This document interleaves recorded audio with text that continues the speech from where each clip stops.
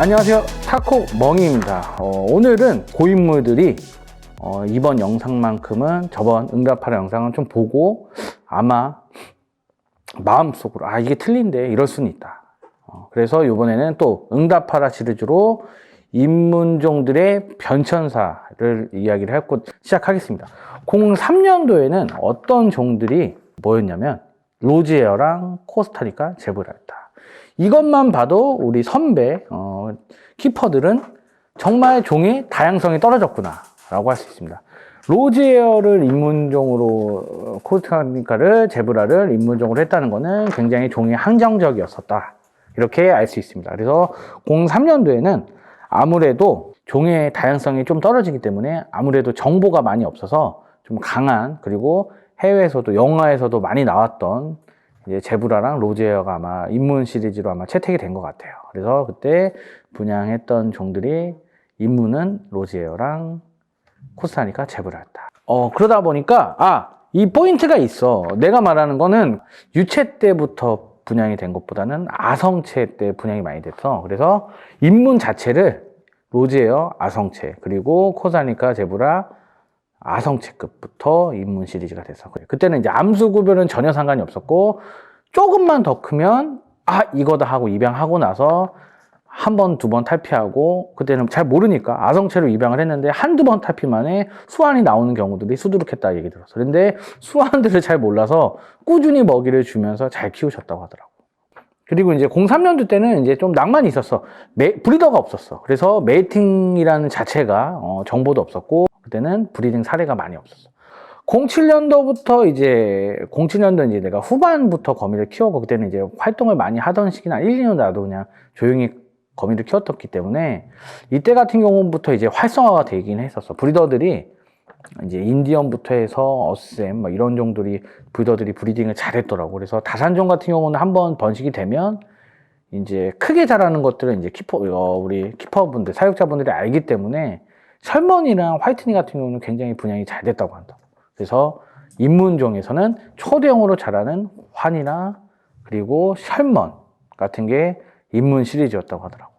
골리앗 같은 경우들은 그때는 이제 분양가가 굉장히 비쌌고, 그럴 때는 무조건 이제 성체급들이 크게 자라는 화이트니랑 이제 설먼 같은 경우들이 07년부터 왜 입문종으로 떴냐면은, 이제 골리앗 같이 성장에 크게 자라지만 좀 이제 저렴한 분양가로 해서 대체종으로 뽑는 그런 것들이 있었기 때문에, 그리고 종에 대한 한정종, 지금이랑도 이제 좀 다르기 때문에 아무래도 설먼과 화이트니가 입문종으로 시작을 했다.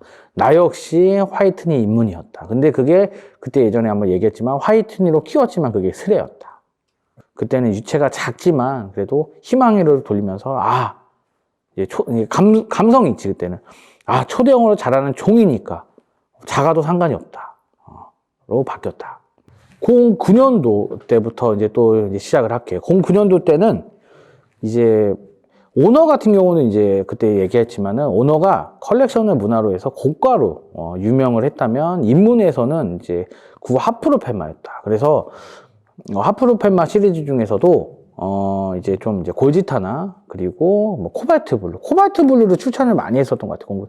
그래서 나도 09년도 때 코발트를 이제, 그때는 이제 아마 성체로 넘어갔지만은, 그때 이제 코발트 블루 유체가 어느 샵에서 풀렸다 하면은 굉장한 인기가 많았단 말이야. 그래서 09년도 때는 코발트 블루 같은 싸납지만 그리고 발색이 아름다웠고 그리고 빨리 성장하는 그런 종들이 09년도 때는 입문종으로 많이 입양을 했다. 그래서 코발트 블루나 타이제브라가 09년도 때는 아무래도 입문종으로 그때 많이 택했어.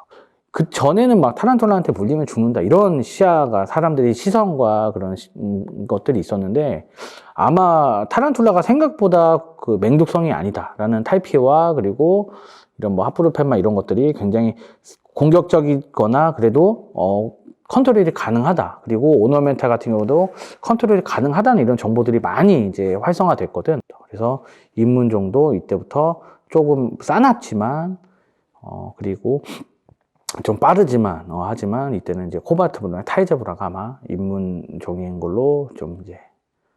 2012년부터 브리더들이 굉장히 어마어마한 시기였던 것 같아요. 그래서 이제 입문종들도 많이 바뀐다. 그래서 이때 이제 니겔멈, 그리고 싱가포르 블루, 그리고 뭐 보르네오 블루, 그리고 보르네오 블랙, 그리고 말레이시안 블루, 그들이 점차 시장에서 많이 번식이 돼서 많이 나와. 그래서 보급이 좀 많이 이제 입문종이 많이 좀 다양해졌지. 그리고 좀 재미있는 게 그때부터 판포리들도 생각해보면 2012년도부터 굉장히 분양이 입문종으로 채택이 돼. 왜냐면 분양가는 분명히 그때는 판포라고 해도 에카도르 그리고 뭐 이런 종들이라고 해도 분양가 유체 분양가들은 한 4만 한 5천 원부터 해서 6만 원까지는 다양했고 유체가 트리 무늬가 좀 있고 그리고 워낙에 먹성이 좋기 때문에 분양가가 좀 낮은 판포르들과 그리고 말레이시안 블루과 싱가포르 블루들이 보급화되기 시작한다.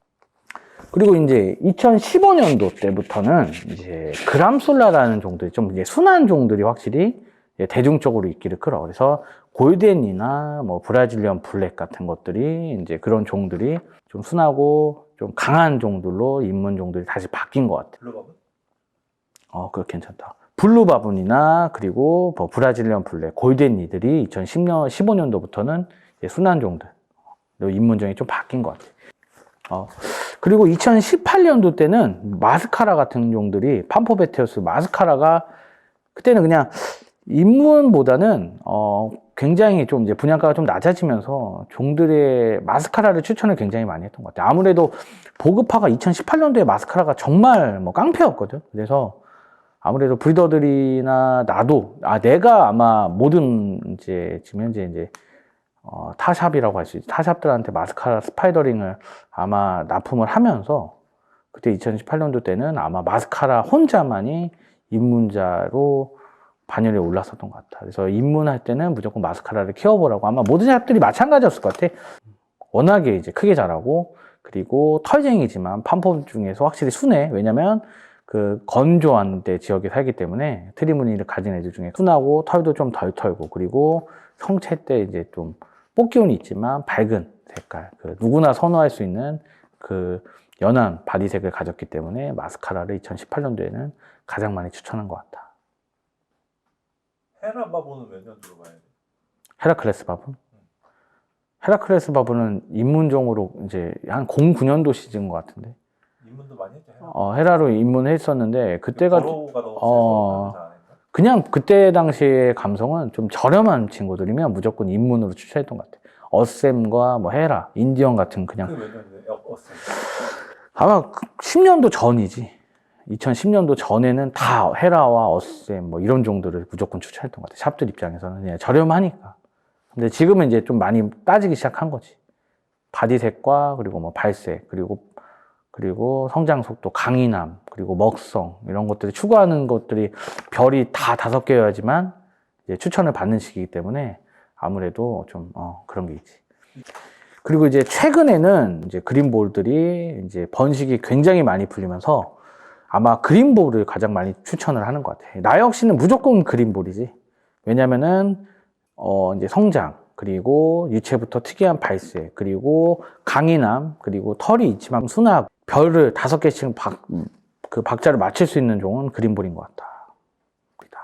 이렇게 시대가 바뀌면서 이게 10년이 더 지난 것들을 생각을 하면서 얘기를 한 거기 때문에 물론 이것도 오류가 있을 수는 있어요. 근데 입문종들도 시대 흐름에 따라서 그리고 그때 당시에 많이 풀리고 분양가가 고가였지만 좀 낮아지는 이런 장점을 가진 종들이 아무래도 입문종들을 많이 선택을 하고 많이 추천을 했던 것 같아요.